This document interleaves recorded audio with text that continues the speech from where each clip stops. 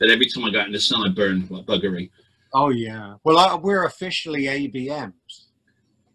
Yeah, angry bald men. Yeah, totally. Getting angry about the minutes.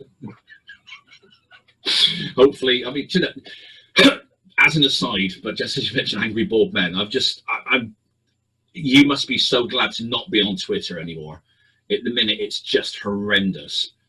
Well, it's I do look in via Erica's occasionally, and it's pretty scary. Just the whole place seems to be. Everyone seems to be angry about something. Yeah, it's like hatred central. Yeah, and most people seem to be angry about stuff that doesn't affect them in any way, which is even the dafter. Yeah. Do you feel it's a kind of a reflection of their supposed powerlessness? People's powerlessness. I think that's possible. They're powerless in the face of COVID. Yeah. They're powerless because they're not getting enough pussy. They're powerless because they're not rich and famous, and all the stuff that gets rammed down their throat all day. And they don't have the teat of religion. The teat of shopping is kind of, removed from them somewhat. I think partly, yeah, that's absolutely right. I also think people revel in that anonymity. The keyboard warrior in them comes out, and the fact that they don't have to, they can spew this file without having to look somebody in the face and do it. Yeah. Be totally different if you had them in the room. And oh, absolutely. Sure.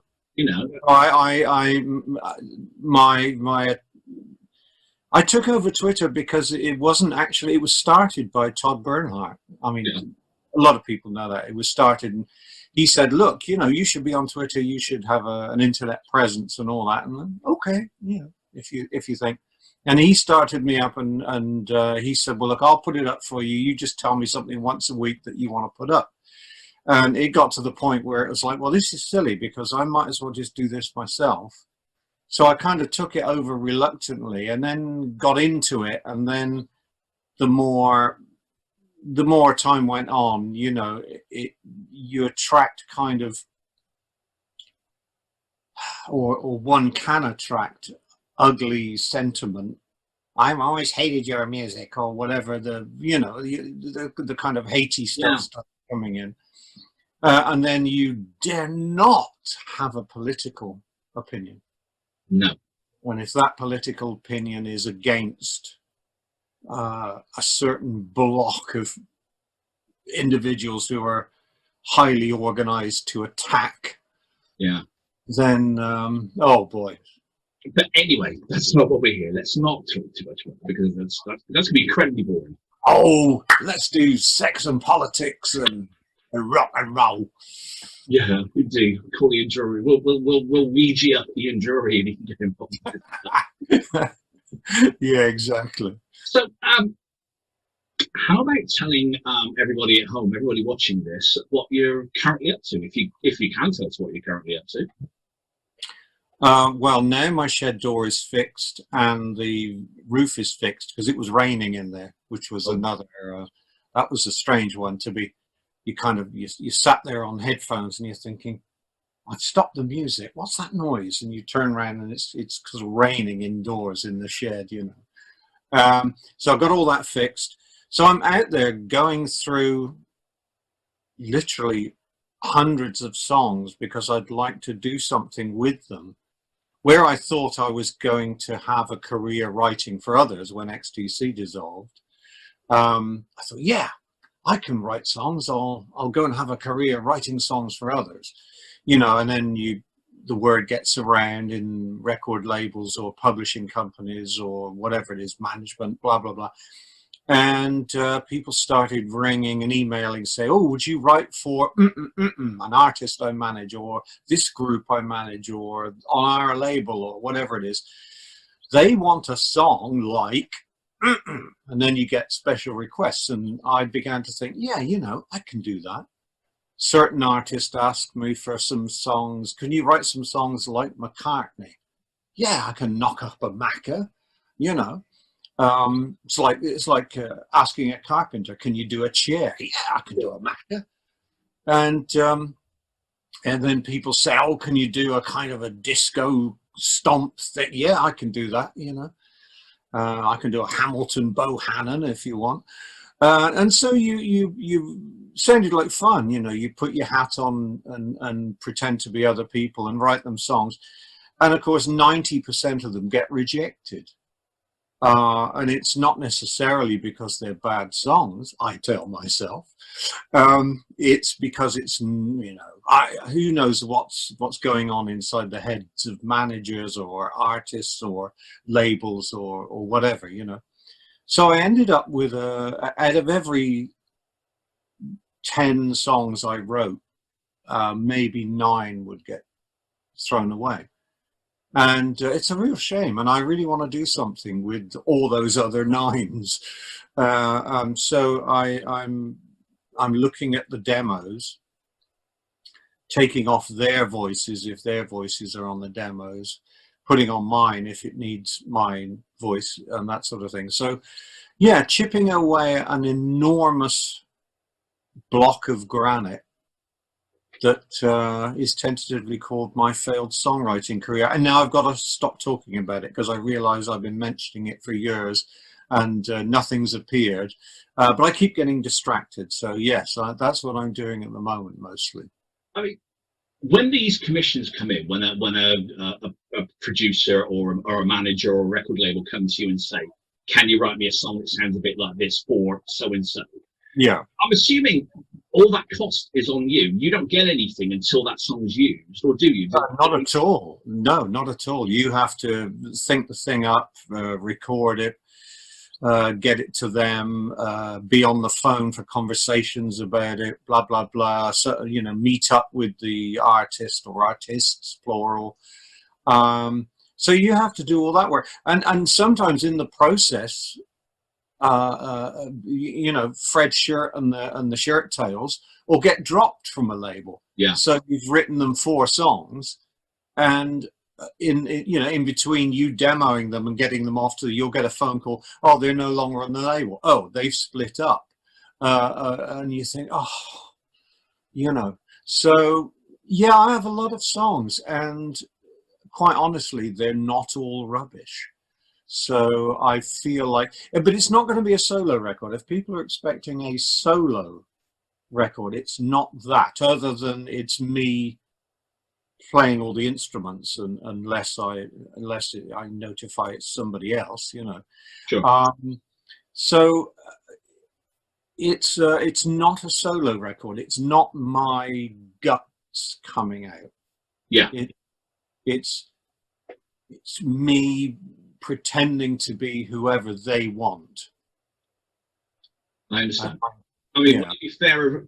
Excuse me. Would it be fairer for people to think about this as an extension of Fuzzy Warbles in a way? An extension of Fuzzy Warbles, kind of the Dukes, but for a dozen other musical styles.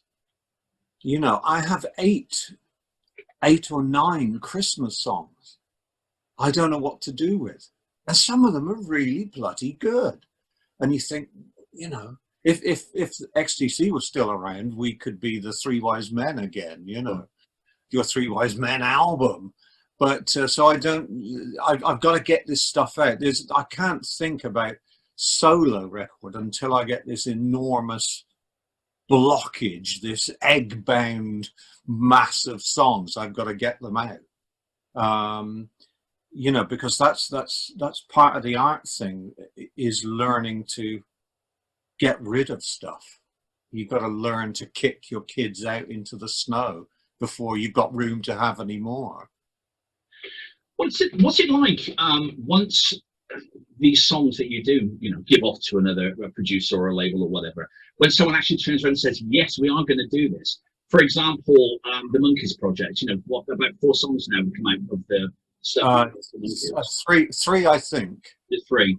I think it's 3. Might be 4. Who knows? I think it's 3. I mean, that was just so thrilling because I was a huge Monkees fan. You know, I've still got up there in the back row there the Monkees Monthly, because I used to get Monkees Monthly. A friend of mine got was it called Beatles Book or something?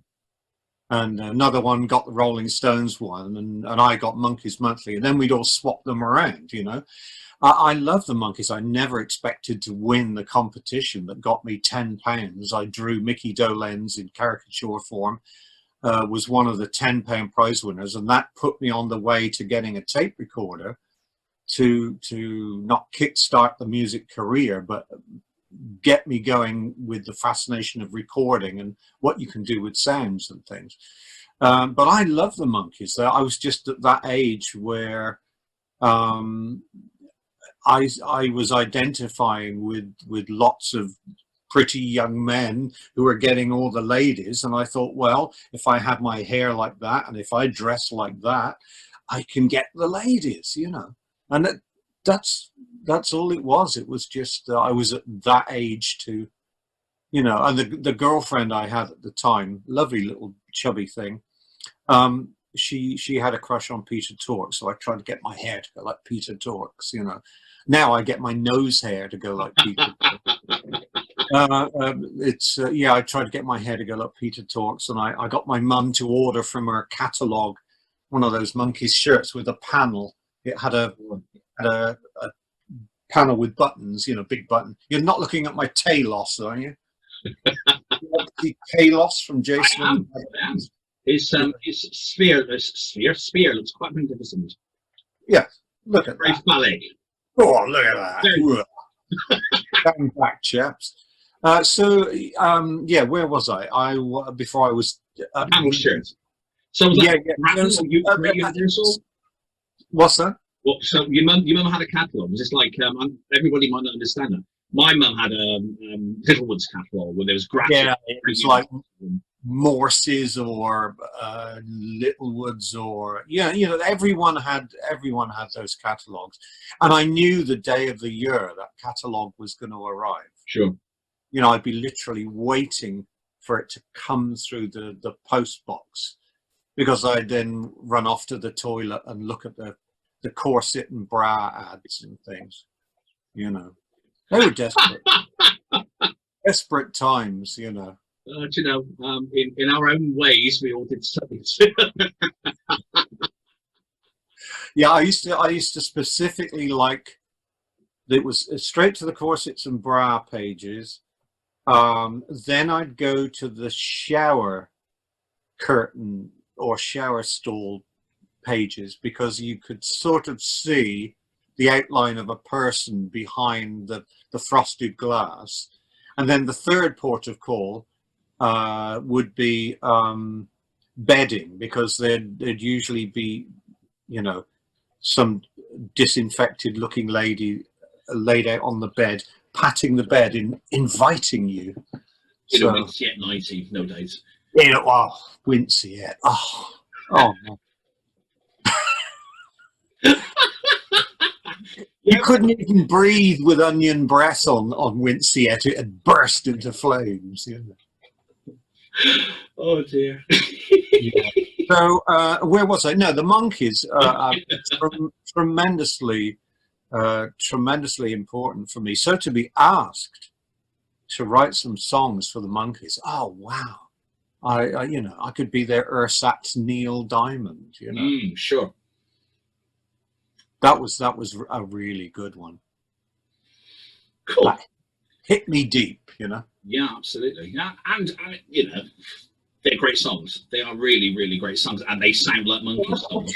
I tried to write them in the style, because they, you know, I was told that we're looking for the classic Monkees sound. So I thought, great, you know, I know those songs like the back of my hand. They're like, you know, I'm a Believer and Pleasant Valley Sunday and all that sort of, you know, the real classic stuff. So I was thinking, yeah, it's got to have a twang or a slightly country guitar riff in it. It's got to have very simplistic chords, an up message, you know. So it was, yeah, it was a request from heaven for me. And Mickey sent me a lovely little film from the studio. He just finished the vocal on the first one, the You Bring the Summer? You Bring the Summer, yeah. He just finished the vocal and he was sort of sat on his stool in the studio and saying, you know, thanks Andy for writing such a great song, and I've just finished singing it and blah blah, you know. So I was touched, and not in a Jimmy Savile sort of way. I mean, that's great for fans watching this to hear that you are still very much a fan of the kind of music you grew up with. That's really nice to hear. Yeah, it never leaves you. You know, the formative stuff never leaves you, because you're kind of closed, and then like some sort of flower, you start to open, and the first, whatever the flavor of the first drops of rain that get in there, it's like, that's the most wonderful tasting stuff. It never leaves your head, you know. Super. How about telling us about what's going on with the new vinyl issues? Well, as a lot of people probably don't know, XTC don't own their own catalogue. Universal own it at the moment. They bought it from EMI. EMI bought it from Virgin. You know, blah blah. Bigger fish eats smaller fish. Bigger fish eats medium-sized fish, and so on. And right now, Universal own it, and we have to lease the rights back from Universal so many years at a time. And our first thought was to do these 5.1 sets and not charge the earth for them, because you get so many artists who put out these boxes, you know, £150 or whatever, £200, you know, that's just obscene, because I'm a fan of music, and I don't want to pay that much for stuff. So, and I can't expect XTC fans to want to pay that. So we started with that, and then getting more and more requests for vinyl. And it's a substance that I still love the smell of. I still love the sound of. I mean, the smell, you can't underestimate how important that is. The smell of vinyl is unlike anything else. And I have a big box of singles down there that I've been buying until COVID put a stop to it. I've been buying from local charity shops. I can't play them. I said, you know, take them out of the sleeve and rub them on my face or whatever. I can't play them, but I'll get a little turntable one day. But I don't want to get back into vinyl mania, because vinyl albums took over my house at one time. Yeah. And I mean, right now it's CD hell. You know, I remember the time when I had one CD. I got sent, I don't remember which one it was. I got sent a CD. Would you review this for our magazine? Yeah, I don't have a CD player. What's a CD? Okay, we'll send you a player. They sent me a little player and plugged my headphones in and played it and reviewed it. And I thought, wow, okay, I don't need CDs. I've got lots of albums. And yeah, you know, several thousands of CDs later. Do you know the first CD I ever bought was English Supplement? No. Yeah, there was that weird truncated version that Virgin put out. They cut a couple of tracks off because that's like the American version. Sorry, that's like the American version. No, the American version was just kind of one album, wasn't it? Yeah, a double album with the CD of first CD of English Supplement. They just cut off 2 tracks, which I think was Leisure and Down in the Cockpit. I might be wrong. Okay, they're probably the weakest tracks on there, actually. But the thought was, at that time, back in '83, when they issued this, on '83, '84, when they started issuing CDs, was you could only fit 60 minutes on. So no, it's 80 something. It is 80, yes, but at the time nobody knew that. They hadn't pushed it that far forward then. Yeah. So they just. I heard it was invented to accommodate a certain favorite piece of classical music by somebody high up in Sony, and they said, you know, you'll make it so that I can get that whole concerto, whatever it was, on one disc, you know. So the new Oranges and Lemons and the new Nonsuch, I understand they're both coming in gatefold sleeves now. New artwork. Yeah, no, it'll be sort of rejigged classic artwork. But yeah, gatefold sleeves because it's heavier vinyl, and we just want to do it really well. Not that Virgin did it poorly. It's just that technology has come on. We can get better quality cuts, nicer, more warm cuts, with nicer tops. As I get older, I really appreciate silky tops on records. It's not an underwear fetish, but silky tops just sound divine. One of my favorite reference records is Peter Cobbin's remixes of the Yellow Submarine for the film.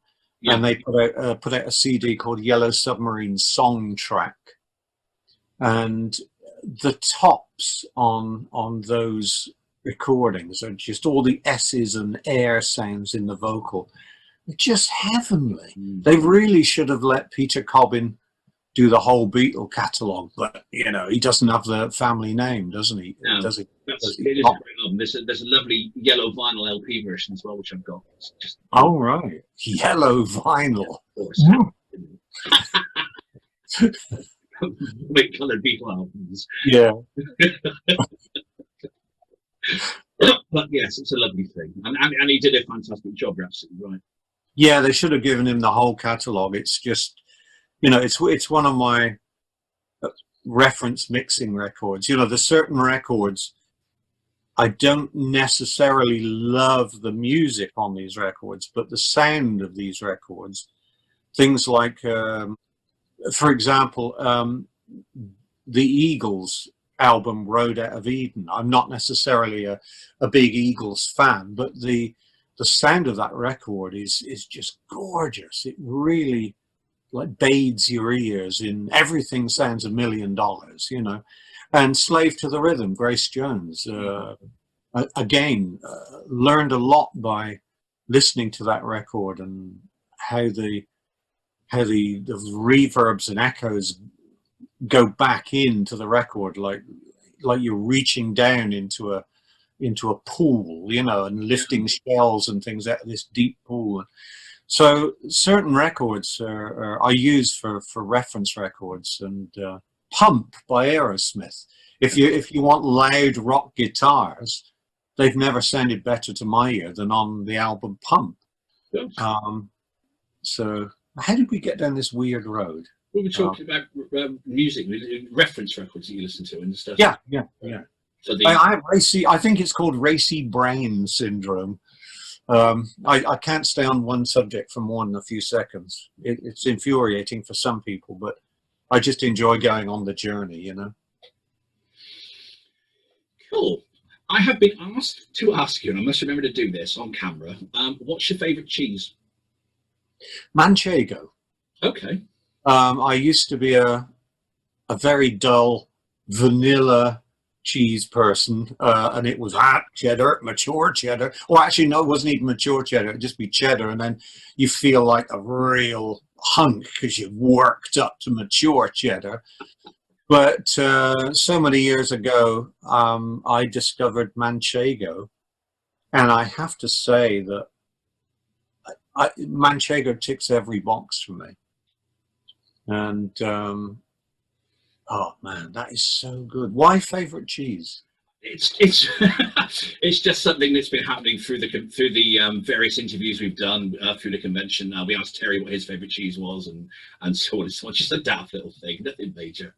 Just a little insight into people's lives, I suppose. I was eating Cornish blue last night, for example. If anybody, all right. If anybody, you like the veiny ones. I do look at.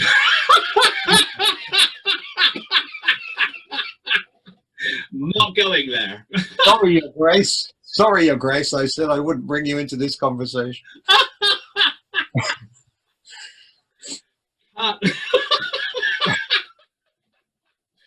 Sorry, Dad. Don't be at all. Okay. Yeah, Manchego. It's heavenly, and yesterday I made myself a Manchego omelette, 2-egg omelette, because I'm king of omelettes. My omelettes are world beating. I can't cook much else, but oh man, my omelettes are heavenly. And you know, they're light, fluffy with the runny middle, and grate that manchego into it. Oh, you just want to put it all over your face, you know. You don't even want to eat it. It's just, you kind of want to wash with my omelettes. Like a yellow face cloth.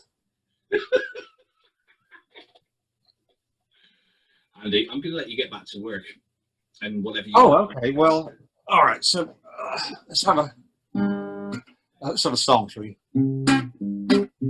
Oh, do you know what? Do you know that playing a C in that position? Do you know what that reminds me of? And I've not rehearsed anything to do today. I'm just, the guitar was laid down here, but it reminds me of. Oh, daydream. What a day for a daydream. Oh, something like that. But it was, what was it Lennon said? Oh, we got a songwriter here, a proper songwriter. It's because he went from C to A7. You know, it's a real old-fashioned kind of vaudeville chord change. C, A7, D7, G7, ba ba ba boom, ba ba bum, ba boom, ba ba ba bum. You know, that's like I want the boater. But okay, I'll get back to work. I'll be I've discovered a song that I'd forgotten I had hidden away. It started out with the title as Space Bitch. Because you just grab ideas. Oh yeah, and the lyric was. It's now become the opening line. Mumsy little space bitch with your carved control knife, which I think is a decent opening line to any song. Neil's just shouting from the other room that I have to mention Stumptown. I don't know if you know about these things. If you ever get told about these things. But there's a US detective series, for want of a better word, called Stumptown, set in Portland, I think, if I remember rightly.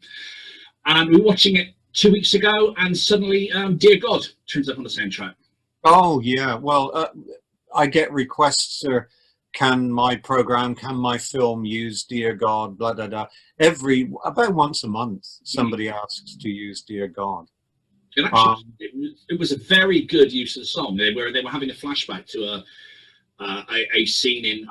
The idea is the protagonist. She was working for the U.S. military, and so she's having a flashback at the time, and she's in somewhere like Helmand Province or something like that. When Dear God's playing over the top of it, it kind of worked quite well. Do they always have to come to you first, or do they just go to I don't know, publishers or whatever, Virgin Music, whoever it might be? If they're doing a sound alike, they usually don't come to me. Right. But if they want to use the actual record, it's they have to come and ask the band, you know. But I was surprised for many years nobody had used Stupidly Happy, which I thought was great for advertising pretty much anything. Or advertising. Then DFS went and used it, of all people. For God's sakes, you know. So it became sofas, you know, for a while. Pay for Christmas. Yeah. Oh well. Yeah. All right. Thanks, DFS. Thank you, DFS. But McDonald's were going to use Stupidly Happy for a while, and I thought, great. I mean, I don't have to eat the shit. They just want to use my song, you know. Great. And then they changed their mind. No, don't want to use it now. So they never got to use it. And I still don't have to eat the shit. Have a manchego omelette instead. I'm trying to think what's for lunch today. Oh, it's probably going to be a bloody co-op curry. I hate cooking for myself, but it's got to be done. Warm up a co-op curry. Well, we're going out tonight. And I had a blocked lavatory this morning. I mean, it's what things a rock god has to do in his day. Unblock a lavatory, do an interview with the lovely Darryl Bullock, and then consider knocking up a co-op curry. Thanks for your time.